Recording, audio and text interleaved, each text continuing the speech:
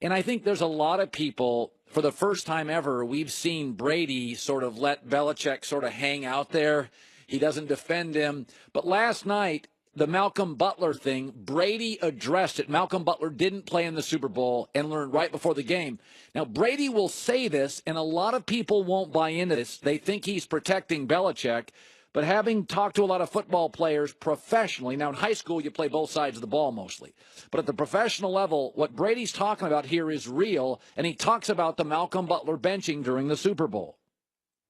For a team, this is, this side of the room is the offense, and this side of the room is the defense. We don't interfere with them much. I didn't know. Malcolm kept coming over to me during games. He's like, come on, TB, let's go, And I kept going, what defense are we in where Malcolm's not on the field? Is it like short yard goal line? And then after the game, I found out. So I just didn't know, and I asked Malcolm, and Malcolm said, I don't know, the coach has just decided something different. And I said, okay. Okay, I don't think he's covering for Belichick there. And when you are into your business, and Tom Brady has got to run that offense, it's an encyclopedia in his head. Okay, I don't think Tom's covering there. And I would use this as an example. You would think Tom knows all the special teams and all the – now, what makes Brady great, he doesn't get caught up in the local media. He doesn't get caught up on the defense. He didn't get caught – he knows his offense. I've been in this business 20 years. We have a control room. Right now doing the show, we have a control room. I don't know what a single lever does in my control room. Hi, Sam, you can wave. I don't know what a single lever does. And that has controlled every word out of my mouth for 20 years. I don't have a clue. I can't run the board. There's nothing I can do in radio except mic, talk, mouth, go. Tom Brady does not know the defensive game plans, nor does he care. He is a mile deep into that offensive game plan. So I don't think he was covering for Belichick there. Brady also said this. You believe the people who pay for the game, who've watched the game, who've invested their time and money, should have an explanation. To the fans? Correct. Well, I don't know. That's probably a better question for the guy who owns our team. I do not believe fans deserve an explanation. If you want to talk to your players, I think I've said this with Aaron Rodgers. If you're going to get rid of his quarterback coach and Jordy Nelson, I think you should give him a heads up. Not that you have to, but I think it's just good business to tell valuable employees, here's what we're doing with your best friend and your coach. It should be noted, though, Malcolm Butler did not have a great postseason. People that targeted Malcolm Butler, that includes Blake Bortles, completed 73% of their throws with a passer rating of 146. Malcolm Butler was awful in the playoffs. Marcus Mariota and Blake Bortles ate Malcolm Butler alive before that Super Bowl. Just remember that. Veteran newsman John Goulet. No. Turn on the news. This is the Herdline News. All right, I should warn you on this one, Colin. Your brain is gonna explode. Okay, time out. My brain. Yes, this is your brain's gonna explode live on TV. All right. Okay. According to a source, the Patriots attempted to trade up to the second pick so they could draft Baker Mayfield. Who's the source? The source is Baker Mayfield's agent. Here is what he said. Come on. We had another team, which is going to surprise you. Another team had said, you may get a big surprise on draft day at number 2 if he's available. And it was the Patriots. They had 23 and they had 31 and they had 2 seconds. We thought, boy, that's going to be a heck of a move to get up that high from where they are. And, of course, he wasn't available, so we never knew if that was a reality or not. Okay. All right, just so ignoring the fact that that's not even close to enough to trade to number 2, how much stock do you put in Baker Mayfield's agent saying the Patriots loved Baker Mayfield? They also said they loved Lamar Jackson and whiffed on him, passed on him twice. It's also an agent speaking on behalf of Baker Mayfield. So I got an agent. I'm not anti-agent, but it also here's the one thing that's remarkable to me. If you're an agent, why would you ever say here's what New England was going to do. Do you think Belichick appreciated hearing that? Do you think Belichick may not want to work with that agent again? You don't tell. Listen, I was in the L.A. Chargers war room. I didn't let out any secrets, did I? Because I want to get invited back to the war room. Sure. Theirs or somebody else's. I will say, though, if you were an agent trying to defend your client going number one, that's the coach to say he wanted, right? To say Belichick wanted your guy is the ultimate validation for your client. Okay. I just hear a lot of this woulda, coulda, shoulda. Everybody's like woulda, coulda, shoulda. When you're on the clock, did New England make the move? Okay, well, yeah, everybody's talking a big game. Well, I could have done this, and I would have done that. Is Cleveland, with a history of whiffing, took Baker Mayfield. Again, I don't think he's a bust. He's going to win some games. I mean, I think they're going to be a 5-11 team next year. He's going to win 5 games. But, you know, I don't think they maximized their pick. By the way, I don't think they maximized their number 4 pick when they took Bradley Chubb. They didn't take Chubb, and they took a corner. I don't think they maximized that. And by the way, their next pick in, like, the second round, they took a guard. They don't need guards. They need tackles. They're already committed to a couple of really good guards. So I didn't love that pick either. So you remember a couple of weeks ago where Adam Schefter kind of threw out there out of nowhere that Tom Brady technically had not committed to playing next season, and everyone kind of took it and ran with it? Well, yesterday when he was talking at that conference, he reiterated that not only does he want to play next year, but he wants to play well beyond that. Here is what he said. You had also stated, and so I guess we need a reaffirmation or a reconfirmation, you want to keep doing this through your mid-40s? Yeah. I do.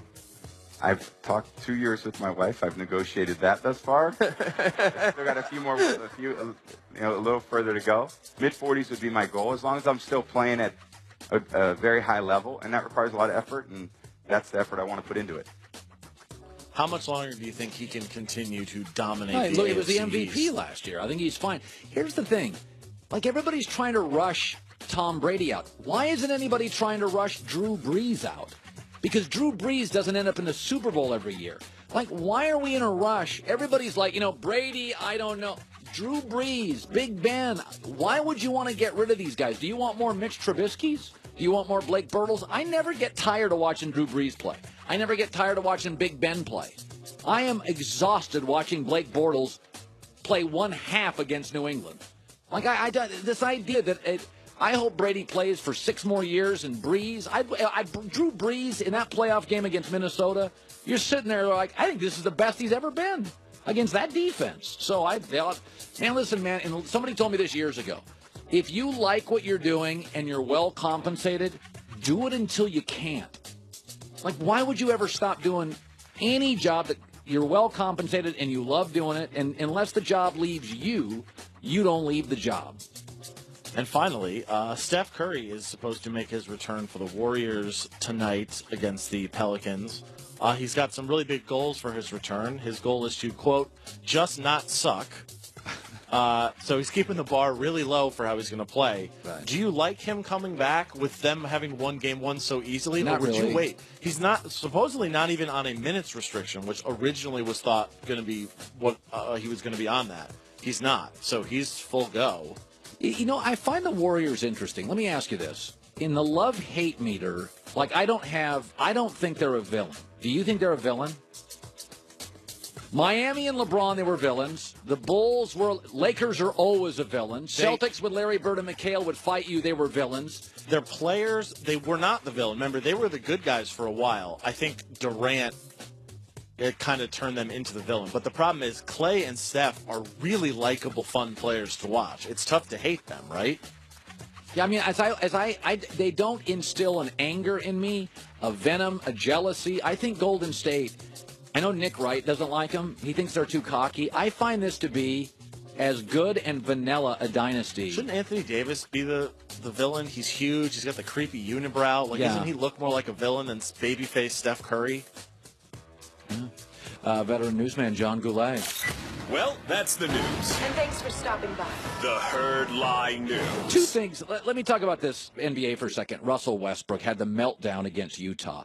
It's really interesting to listen to people react to the Russell Westbrook meltdown, where what people were talking about his family, that has not been confirmed.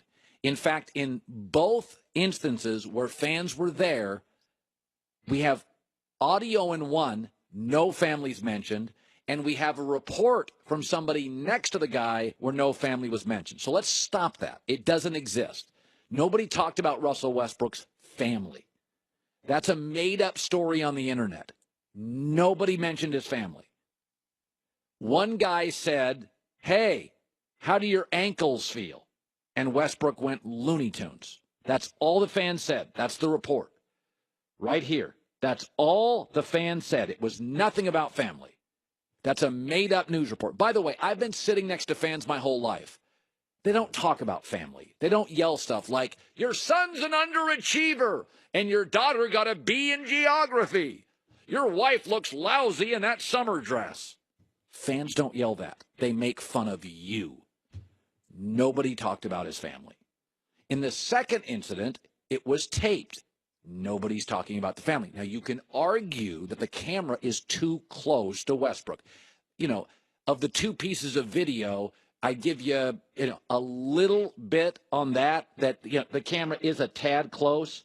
Not close enough to react like that, but it is closer to him, and I do think fans have a responsibility as well to give guys space.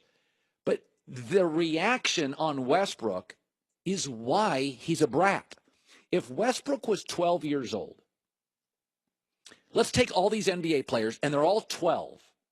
But there was this one player who walked off the court and slapped people and took 42 shots a game and didn't pass to teammates. And then after the game was snarky if there was media or parents. You'd be like, that kid's a brat. What Westbrook is a brat. And he's a brat because of why all kids who are brats are brats. They're spoiled. Nobody tells them no. Tough dads, tough moms, you don't get brats. You get brats when kids are spoiled. Oklahoma City spoils him. He acts this way because the GM, Sam Presti, spoils him. Billy Donovan spoils him. I got Ty Lue ripping LeBron. I've got Steve Kerr holding Durant accountable. Billy Donovan will not say a critical word to Westbrook. If he was a 12-year-old kid, you'd take him home as a dad in the car and say, you need to grow up. Quit being a brat. He's a 30-year-old man, and you're defending him. And your defense of him is exactly what I've been criticizing. He is completely enabled. Two different reports have indicated that Kevin Durant went to Presti and went to Scotty Brooks and Billy Donovan and said, can you get this guy under control? And nobody would confront him. Bratty athletes and bratty kids are bratty for the same reason. Jim Jackson's around the corner to address that and more. Whether it's a youth, amateur, or professional sporting event, moms, generally the biggest fans in attendance. Orange peels at halftime, batter's box cheers. A mom dedication is unmatched. This Mother's Day, show her how much you appreciate it. With 1-800-Flowers.com. They got a 30 for 30 offer, 30 assorted tulips, bucket tulip, $30. Bright mix, orange, yellow, pink blooms. 1-800-Flowers.com. It expires today. It's what mom would want you to do. It expires today. 1-800-Flowers.com, code HERD. 30 stunning assorted tulips for only $30. You have till midnight to get it done. Mother's Day is around the corner. By the way, your wife's a mom as well. Your sister may be too. 30 for 30. 1-800-Flowers.com. Code HERD.